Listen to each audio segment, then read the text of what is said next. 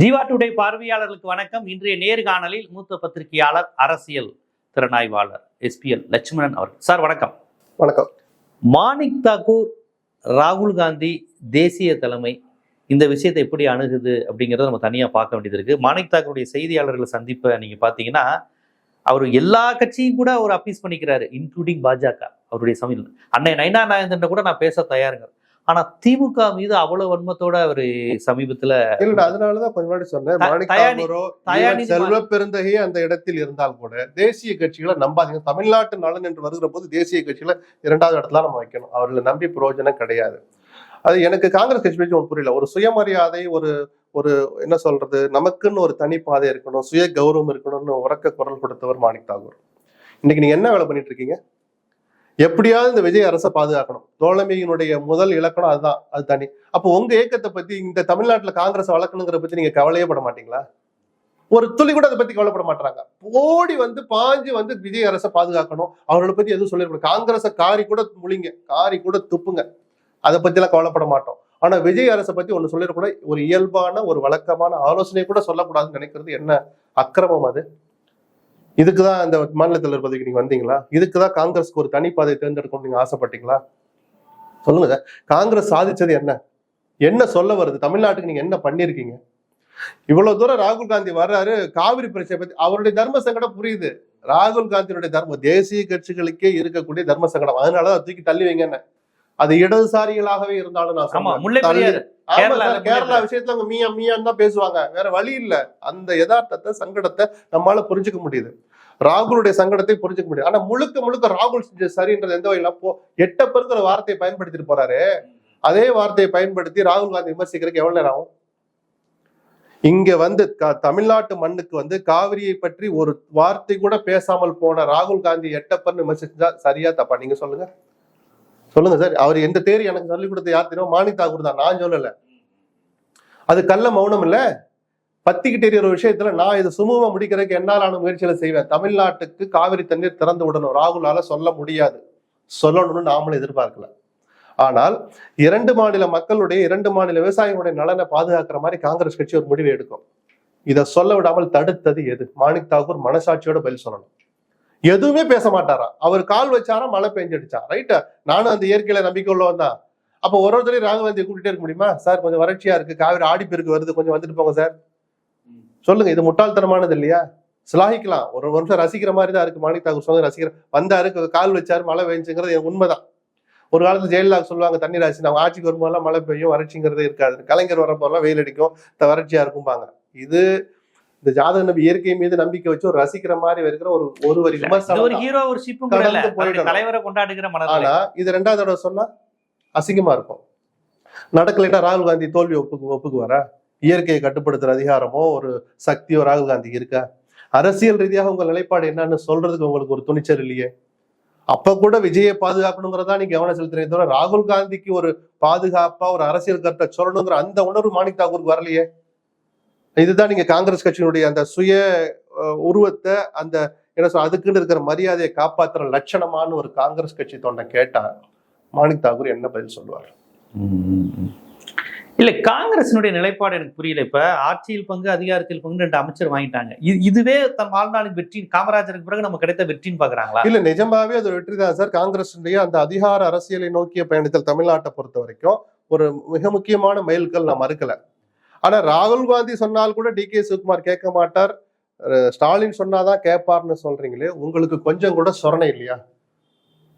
வெட்கமே வரலையா? உங்க கட்சி தானே தோழமை கட்சிங்க 2 பேர் மந்திரியா இருக்கிற அந்த அரசியல் அங்க வைக்கிற சக அமைச்சர் இப்படி விமர்சனத்தை வைக்கிறாரு. ராகுலுக்கு துளி கூட மரியாதை இல்லைங்கிறத மறைமுகமா சொல்றாரு. அதை சொல்லி 24 மணி நேரம் ஆச்சு, மாணிக் தாக்கூர் ஒரு ரியாக்ஷனும் காட்டாம இருக்கிறாரு. இதுதான் நீங்கள் ராகுலை பாதுகாக்கிற லட்சணமா?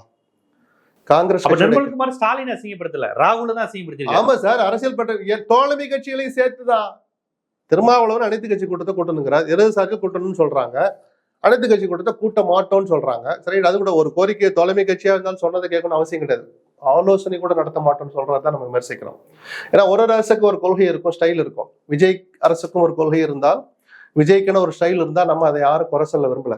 அந்த பாதை, அந்த உருவம், அந்த வடிவம், அந்த வேகம் என்னன்னு குறைஞ்சபட்ச வெளிப்படைத்தன்மையோட நீங்க அறிவிக்கணும்னு தான் நம்ம சொல்றோம். இந்த நிமிஷம் வரைக்கும் ஒரு அறிக்கை கூட வரல சார்.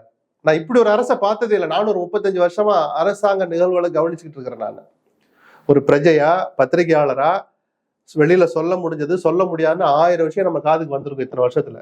இப்படி ஒரு அரசு நிர்வாகத்தை நான் பார்த்ததே இல்லை. நான் ரொம்ப துரதிருஷ்டவசமான சூழல் தான் சொல்லுவேன். இப்பவும் விஜய் தன்னை மாற்றிக்கொள்வதற்கு காலம் நிறைய இருக்கு. இது எந்த வகையில உங்களுக்கு இழிவோ தாழ்வோ ஏற்படுத்தாது, மாறா பெருமை தான் சேர்க்கும். உங்களை நீங்க மாத்திக்கோங்க. தவறான ஆலோசனைக்கு செவி சாய்க்காதீங்க. இல்ல சார், இவங்க அதிகாரத்தில் பங்கு கிடைச்சிருச்சுங்கிறத தாண்டி திராவிட கட்சிகள் தராததை விஜய் தந்துட்டாருங்கிறாங்களே, இது அவங்க கட்சிகளுக்கு மட்டும்தானே பயன்படுது, சமூகத்துக்கு ஒன்றும் பயன்படுது. அவங்க என்ன சொன்னாங்கன்னா, ஒரே கட்சிங்கிறத விட ஒரு கூட்டணி கட்சினா கூடுதல் ஜனநாயகம், பாதிக்கப்பட்ட வாய்ப்பு மறுக்கப்பட்ட தலித்துகளுக்கான அங்கீகாரம், இது எல்லாமே கிடைக்கும்னு சொல்லிதான் அவங்க அதிகாரத்தில் பங்குன்னு வாங்கினாங்க. விடுதலை சிறுத்தைகளா இருக்கட்டும், காங்கிரஸா இருக்கட்டும். சமூக நீதி பேசுற திராவிட கட்சிகள் எங்களுக்கு அங்கீகாரமே தரலையேன்னு சொல்லிக்கிட்டு இருந்தாங்க. இப்ப இந்த அதிகாரத்தில் பங்கு மூலமாக என்ன தலித் மக்களுக்கு கூடுதல் ரைட்ஸ், என்ன பெண்களுக்கு கூடுதல், என்ன மாநில சுயாட்சியில் அதிகம் கிடைச்சிருச்சுன்னு கேட்கறேன் நான். இல்ல 2 மாசத்துல அப்படிலாம் அதிசயங்கள் நிகழ்த்திட முடியாது. நீங்க ரொம்ப எல்லாம் எதிர்பார்க்க வேண்டாம். நான் திரும்ப சொன்ன மாதிரி திராவிட இயக்கங்கள் கொடுக்க மறுத்த அந்த அரசு அதிகாரத்தை, அரசியல் அதிகாரத்தை சிறுத்தைகளுக்கும் காங்கிரஸுக்கும் இந்த கட்சி கொடுத்தது சும்மா கொடுக்கல. சூழல் அமைஞ்சது கொடுத்தாங்க. சும்மா எல்லாம் எடுத்து கொடுக்கல. 120 இடம் 130 இடம் விஜய் ஜெயிச்சிருந்தாருன்னா கூட்டணி அரசுல இவ்வளவு சீக்கிரத்துல பங்கு கொடுத்திருப்பாரா நமக்கு தெரியாது. என்னை நம்பி வருபவர்களுக்கு நம்ம நம்பி வருவாங்க இல்லையா, அவங்களுக்கு நம்ம கொடுக்கல இல்லையா. மதுராந்தகத்துல விக்கிரவாண்டியில முதல் மாநாட்டுல பேசினார்ல, கொடுக்கலையே. எதுன்னு விஜய் மனசாட்சிக்கு தெரியும். அவரை நம்பி வந்த ஒரு தனியாக இயக்கம் கண்டிருந்த 2 அல்லது 3 பேர் உங்களுக்கு கூட்டணியில வந்தாங்க. தேர்தலுக்கு முன்பாகவே வந்தார், முஸ்தபா உட்பட. ஒரு விவசாய சங்கத்தை சேர்ந்தவர் திருவண்ணாமலையில தோத்துட்டாரு நினைக்கிறேன். 2 பேர் அல்லது 3 பேர் ஜெயிச்சாங்க. ஆமா, குறைஞ்சது 2 பேர் ஜெயிச்சாங்க. நீங்க மந்திரி ஆக்குனீங்களா? அப்ப என்ன நிலைப்பாடு எடுத்தாரு? ரசிகர்களுக்கு கொடுக்கணும்னு முடிவு எடுத்தார். அதுல 1-2 விதிவிலக்கும் இருக்கு. ரஞ்சித் குமார் மாதிரி சில பேர் வெளியில இருந்து வந்தவங்களுக்கும் கொடுத்தாரு. அது அவருடைய உரிமை. யார முதலமைச்சர் யார அமைச்சராகணுங்கிறது அவருடைய ப்ரெரோகேட்டிவ். நம்ம அதுக்குள்ள உள்ள போக. நீங்கள் பிரகடனப்படுத்தின ஒரு விஷயத்தை நீங்களே அமல்படுத்தல. சிறுத்தைகளுக்கும் காங்கிரஸ் அப்படிதான். நம்பர் குறைவா இருக்கனால நீங்க கொடுத்தீங்க, நீங்களா பாஞ்சுக்கிட்டு வந்தெல்லாம் கொடுக்கல. ரைட், வேற வழி இல்ல. அரசை 107 இடத்தை ஜெயிச்சு வச்சுக்கிட்டு வந்தா வருது, முடிஞ்சா பாப்பா இல்லாட்டி விட்டுருவோம்னு நினைக்கிற அளவுக்கு ஒன்றும் விஜய் அந்த அளவுக்கு முட்டாள் இல்ல, அரசியல் தெரியாதவர் அல்ல. நம்மளும் அந்த யதார்த்தத்தை புரிஞ்சுக்கிறோம், சரிதானா? மற்றபடி சிறுத்தைகளோ காங்கிரஸோ அந்த புலகாங்கிதம் அடைகிற அந்த பரவச நிலையில இருந்து இன்னும் கொஞ்சம் மீளலன்னு தான் நினைக்கிறேன். இது மீண்ட பிறகாது, அதிலிருந்து வெளியில் வந்த பிறகாது கொஞ்சம் உரக்க குரல் கொடுக்கணும். வன்னி அரசு மாதிரி ஒரு போராளி கூட பல விஷயங்கள்ல மௌனமா இருக்கிறது வருத்தம் அளிக்குது. அதுக்காக போர்க்கொடி தூக்கணும்லாம் நான் கொளுத்தி போட விரும்பல. அப்படி நம்மள மாதிரி ஆளு சொல்றதெல்லாம் கேட்கணும்னு வன்னி அரசுக்கு அவசியம் கிடையாது. வன்னி அரசுக்குன்னு ஒரு அடையாளம் இருக்குல்ல, அந்த வன்னி அரசு எங்க போனார்? ஒரு ஈழ உணர்வாளர், தமிழ் ஈழத்தை எல்லாம் சார் தமிழ்நாட்டு விஷயங்களை மூலம் எடுத்துக்கோங்க சார். சமூக நீதித்துறைன்னு மாத்திரிக்க பேர, அவர் தான் அதுக்கு அமைச்சர். இது ஒரு ஆலோசனைக்கு பிறகு நடந்ததா? அவர் கட்சியிலேயே முதல்ல வன்னி அரசு அதை ஆதரிச்சு பேசினார். அப்புறம் திருமாவளவன் இருக்கிறார் சொன்னேன். அவர்கள் கட்சி நிலைப்பாட்டை மீறுகிற நபர் அல்ல வன்னி அரசு. ரவிக்குமார் உள்பட திருமாவளவன் உட்பட தலைவரும் பொதுச்செயலாளரும் இந்த நிலைப்பாட்டை எதிர்க்கிற போது நாமளும் எதிர்த்துதான் ஆகணும்னு அது தப்புதாங்கிறாரு. இந்த குழப்பம் எதுக்குங்கிற நான் ஒரு சின்ன ஆலோசனை நடந்திருந்தா இந்த குழப்பமே தேவையில்லைங்க. தோழமைகளுக்குள்ளே கூட்டணிக்குள்ளேயே இந்த குழப்பம் தேவையில்லை, ஒரே கட்சிக்குள்ளேயே இந்த குழப்பம் தேவையில்லையே. அந்த வன்னி அரசு தான் நம்ம இப்ப தேடிட்டு இருக்கோம். கொஞ்சம் வெளிப்படையா சில விஷயங்கள் அவர் பேசணும் நம்ம எதிர்பார்க்கிறோம். ஏன்னா காங்கிரஸ் கிட்ட நான் எதிர்பார்க்க மாட்டேன், சிறுத்தைகள்கிட்ட எதிர்பார்ப்பேன், வன்னி அரசு கிட்ட எதிர்பார்ப்பேன். போர்க்கொடி அல்ல, போர்க்குரலை அல்ல, உரிமை குரலை எதிர்பார்ப்பேன். இப்ப இந்த நிலையில் இன்னொரு விஷயம் சொல்றாங்களே, பாஜக திமுகவை நெருங்குது அல்லது திமுக பாஜக போயிரும். ஏன்னா காங்கிரஸ் இடதுசாரி எல்லாரும் சரி போகாதுன்னு நீங்க நினைக்கிறீங்களா? சொல்லுங்க, நீங்க வாய் தர சொல்லுங்க. திமுக பிஜேபி இணைஞ்சா என்ன தப்புங்கிற நான். இது நடக்காத கூட்டணி, நடக்கக்கூடாது, ஏற்கனவே நடந்து ஒரே நாள் இரவுல காங்கிரஸ் வெளியே போச்சுன்னா இயல்பா நடக்கிற கூட்டணி அதுதான் சார். வராதுன்னு 2 கட்சி சொன்னா நம்பாதீங்க. அரசியல்ல எதுவும் சாத்தியம். 2014 ஜெயலலிதா அம்மையார் 2 தேசிய கட்சி இல்லாமலே 38 சீட்டு ஜெயிச்சாங்களா? அப்படி ஒரு வரலாறு இருக்குல்ல. ஏதாவது தேசிய கட்சி இருக்கணும்னு சட்டம் இல்ல. நான் என்ன சொன்னேன்னா, அப்படி சேராதுன்னு உங்களால சொல்ல முடியுமான்னு கேட்டு தாண்டி அடுத்த ஸ்டேஜுக்கு வந்துட்டேன் நான். அதனால அது ஒரு விஷயமே இல்ல. பிஜேபி திமுக சேர்ந்தா நீங்க பத்திரிகையாளர் பதவி விட்டு வேலையை விட்டு போயிருவீங்களா, இல்ல நான் எங்கிட்டாவது போக போறேன்னா? இல்ல, அதுல இருக்கிற நல்லது கெட்டதை விமர்சிக்க தான் போறோம். சேர்ந்தா சரி இயல்பா நடக்கும், அதுல தப்பு இல்லைன்னு நான் சொல்லுவேன். காங்கிரஸ் செய்த துரோகத்துக்கு திமுக பார்வையில காங்கிரஸ்க்கு ஒரு பாடம் கத்து கொடுக்கணும்னு திமுக நினைச்சா என்ன தப்பு? அதுல மேல் சொல்லுங்க எனக்கு. நான் இருக்கிற இடத்துல மதவாதம் நுழையாதுன்னு கலைஞர் அப்ப சொன்னார், சமாளிச்சார். இப்ப ஸ்டாலினும் உதயநிதி எப்படி சொல்லி சமாளிக்கிறாங்கன்னு பாப்போமே. நடக்கட்டும் சார், அப்புறம் பேசுவோம். நடக்காது அதெல்லாம் ஒருபோதும். மூணாவது அணிக்கான பிளான் இருக்குங்கிறாங்க. அதுக்கு என்ன 2.5 வருஷம் இருக்கு சார், குறைஞ்சபட்சம் 2.5 வருஷம் இருக்கிற போது இப்ப போய் அதை பேசுறாங்க. ஏன்னா இப்ப இந்தியா கூட்டணிக்கு ஸ்டாலின் வேணுங்கிற மாதிரியான கோரிக்கை தானே தொடர்ந்து. ஆமா, இப்ப எனக்கு தெரிஞ்ச தகவல் கனிமொழியை கூப்பிட்டு ராகுல் பேசி இருக்கிறார். கொஞ்சம் தப்பு நடந்து போச்சு, நீங்க கொஞ்சம் வரணும், திமுக இந்தியா கூட்டணிக்கு வரணும். ஏன்னா திமுக இல்லாத அந்த ஒரு வேக்குவமை, அந்த ஒரு பலவீனத்தை, வீக்னஸ் காங்கிரஸ் உள்ளிட்ட தேசிய கட்சியில் உணர ஆரம்பிச்சிருக்கு. ஏன்னா அவங்களுக்கு ஒரு எம்பி வெளியே போனாலும் அது பலவீனம் தானே சார் இந்தியா கூட்டணி விட்டு. அப்ப இத்தனை எம்பிக்கள் 20+ எம்பிக்கள் வச்சிருக்கிற திமுக மாதிரியான ஒரு பெரிய கட்சி வெளியே போறதுங்கிறது அந்த வீக்னஸ் அவங்க உணர்ந்துக்கிட்டாங்கன்னு நினைக்கிறேன். அதனாலதான் ஜெயராம் ரமேஷ் வெளிப்படையாகவே அறிவிச்சார், திமுக வரும் நாங்க நம்புறோம் அப்படின்னு. ஆனா அந்த நம்பிக்கை அவர்கள் வைத்து இருக்கிற அளவுக்கு மாநில கட்சி அப்படி நடந்துக்கல. இவங்க திமுகவை சீண்டிக்கிட்டே இருந்தா சொரணையுள்ள திமுக அவ்வளவு சீக்கிரம் இந்தியா கூட்டணிக்கு போகாது.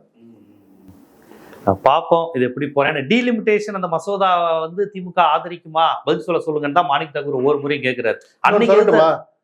அந்த டீலிமிட்டேஷன் மசோதா வேணான்னு யாருமே சொல்லல, தமிழ்நாட்டுல யாருமே சொல்லல. இந்த வடிவத்தில் வேணான்னு தான் நம்ம சொன்னோம். ஆமா, வேற வடி ஒரு ½ hourல திருத்திட்டு வரேன், திருத்திட்டு வாங்க, அதை முதல்ல காட்டுங்கன்னு சொன்ன. இந்த மூடு மந்திரமாவே வச்சிருந்த ரகசியமா கொண்டு வந்து தாக்கல் பண்றதான் எல்லா கட்சியிலும் ஏற்றோம், பத்திரிகையாளர்களும் ஏற்றோம்.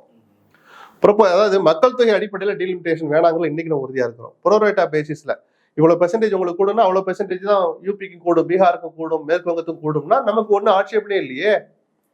ப்ரோரேட்டா பேசிஸ்ல கூட்டுச்சுன்னா நம்ம இப்போ 39 இடங்கிறது 59 மாறுது. மக்கள் தொகை அடிப்படையில ஒருவேளை வந்த 26ல இப்ப எடுத்துக்கிட்டு இருக்கிற மக்கள் தொகை அடிப்படையில் சீட்டு உயர்த்தப்பட்டால் 41, 50 அல்லது 50 தான் வரும். கிட்டத்தட்ட 9 இடங்கள் நமக்கு குறையும். இதை பத்தி மாணிக் தாக்கூர் வெளிப்படையா பேசட்டும். அதுக்கப்புறம் எட்டப்பர்கள் அது யார் வேணாலும் எப்படி வேணாலும் விமர்சிக்கட்டும், நமக்கு அதை பத்தி ஆட்சேபனே கிடையாது. திமுக கிழிச்சு தொங்க விடுங்களேன், அது மாதிரி அவங்களும் உங்களை விமர்சிப்பாங்க, அது வேற. பொது நலன் வர்ற போது திறந்த மனதோடு இதய சுத்தியோடு குறைஞ்சபட்ச நேர்மையோடு அந்த விவகாரத்தை அணுகணும். டீலிமிட்டேஷனை ஆதரிக்கிறவங்க பூரா எட்டப்பர் கிடையாது, உங்களால தடுக்கவும் முடியாது. அப்படி வருகிற மசோதா தமிழ்நாட்டுக்கு துரோகம் செய்யாத மசோதாவா இருக்கணும் தான் நம்ம எதிர்பார்க்கிறோம். காங்கிரஸுக்கும் அந்த உணர்ச்சி இருக்கணும், இனிமேலாவது இருக்கும்னு நம்ம நம்புறோம். இப்ப இந்த கூட்டணி, இந்த கான்செப்ட், காவிரி பிரச்சனை இதெல்லாம் ஒரு புறம் போய்கிட்டு இருந்தாலும் மாநிலத்துக்குள் இருக்கிற விஷயத்துல இந்த அவ்வப்போது அனிதா ராதாகிருஷ்ணன் போன்றவங்க திருச்சி சிவா சென்ட்ரல் மினிஸ்டர் ஆயிடுவாரு, 6 மாசத்துல ஆட்சி கலைஞ்சிருங்கிறத தொடர்ச்சியா சொல்றாங்க. அந்த அனிதா ராதாகிருஷ்ணன் போன்றவர்கள் வந்து அதை நீங்க தலைமை கட்டுப்படுத்துதா என்னன்னு தெரியல, போன்றவர்கள் அவ்வப்போது சொல்வதை வச்சுக்கிட்டு திமுக ஏதோ தப்பான வேலை பண்ணுது. இல்ல, திமுக மட்டுமே அந்த பார்வையை சுருக்க வேண்டாம் நான் பாக்குறேன். பிஜேபியும் குறைச்சு மதிப்பிட வேண்டாம். நீங்கள் செய்கிற அத்தனை சாகசங்களையும் கரகண்ட ஆட்கள், திமுக ஆகட்டும், அதிமுக ஆகட்டும், பிஜேபி ஆகட்டும், பல மாநிலங்கள் அதெல்லாம் சாதிச்சு காட்டினவங்க பிஜேபி. செந்தில் பாலாஜி நான் கேட்கிறேன் சார், நீங்க அவரை நோக்கி ஓடிக்கிட்டு இருந்த அந்த வேகத்தை மேகதாது விஷயத்துல வழக்கு போடுறதுல காட்டியிருக்கணும்ல. திமுக வழக்கு போட்டோன்னா இவ்வளவு கோவப்படுறாரு, போடட்டும் சார்.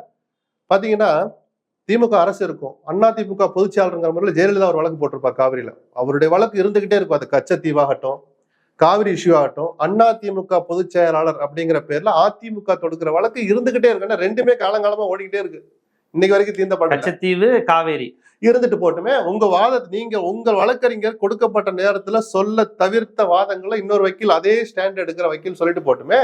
உச்சநீதிமன்றத்துல வந்து DK சிவகுமார் என்ன சொல்றாரோ அதான் எங்க நிலைப்பாடு. திமுக சொல்ல போதா? சொல்லுங்க சார், அபத்தமா இல்லையா? அரசியலுக்காக நீங்க என்ன வேணாலும் பேசலாமா?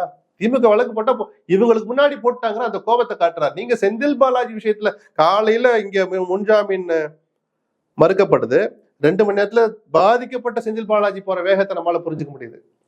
அரசு அதே வேகத்துல போய் கேவியட் போடுறீங்கல்ல, தாராளமா போடட்டும். அரசு ஒரு கொள்கை முடிவெடுக்குது, செந்தில் பாலாஜி சட்ட ரீதியாக தவறு செய்தான்னு இந்த அரசு முடிவெடுக்குது. அதை கடைசி வரைக்கும் எஸ்டாப்ளிஷ் பண்ணதான் ஒரு அரசு முயன்றால் தப்பு இல்லை. அதுல காட்டின வேகத்தை மேகதாது விஷயத்துல அந்த சூப்பர் ஸ்பெஷாலிட்டி மருத்துவ இடங்கள் 151 இடத்தை கொண்டு கொடுக்கறதுலயே அபிஷேக் சிங்கி ஆஜராகலன்னு அதுல கொஞ்சமாவது ஆர்வம் காட்டினீங்களா? சொல்லுங்க சார். மேகதாது விஷயத்துக்கு ஒரு பெட்டிஷனை போடணுங்கிற ஆர்வம் காட்டினீங்களா? உங்களுக்கு முன்னாடி திமுக போட்டுருக்கிற அந்த ஆதங்கத்தை வேற வார்த்தைகள்ல கொட்டுறீங்களே, அது தமிழ்நாட்டு நலனுக்கானதுங்கிற அந்த உணர்வுகளுக்கு நீங்க திருப்பி சொல்ல சார். அரசியல்ல 1000 அடிச்சுக்கோங்க, கூடிக்கோங்க. திமுகவை கிளிங்க ஊழல் செஞ்சா பிடிச்சு உள்ள போடுங்க, அதுக்குள்ள நாங்க வரவே இல்லை. ஒரு பொது பிரச்சனை வர்றபோது கூட ரைட், தமிழ்நாட்டு நலனுக்கு தாங்கிற பாக்குற பார்வை இல்லைன்னா மாற்றத்திற்காக கொண்டு வந்த இந்த அரசு கொண்டு வந்து பிரயோஜனம் இல்லையான்னு தோணுது எனக்கு. இப்பவும் நிறைய காலம் இருக்கு. எல்லோரும் நடந்ததை மறந்துட்டு இனிமேலாவது ஒரு தெளிவான பார்வையில, தெளிவான பாதையில பயணிக்கணும்னு நான் வேண்டிக்கிறேன். பார்ப்போம் எப்படி போய்கிட்டு இருக்கு. மாநில நலன், தேசிய கட்சிகளுடைய செயல்பாடு, காவிரி நதிநீர் உரிமை அமைச்சர்களுடைய செயல்பாடு, திமுக இனி எப்படி நகர வாய்ப்பு இருக்கிறது, திமுகவை விமர்சிப்பது அரசியலா இருக்குதா, தனிப்பட்ட வன்மமா இருக்குதான்னு பல்வேறு புள்ளிகள்ல பல்வேறு பார்வைகளை வரலாற்று தரவுகளுடன் வளமையான உங்க பாணியில மக்களுக்கு எடுத்து வச்சிங்க. நன்றி. நன்றி.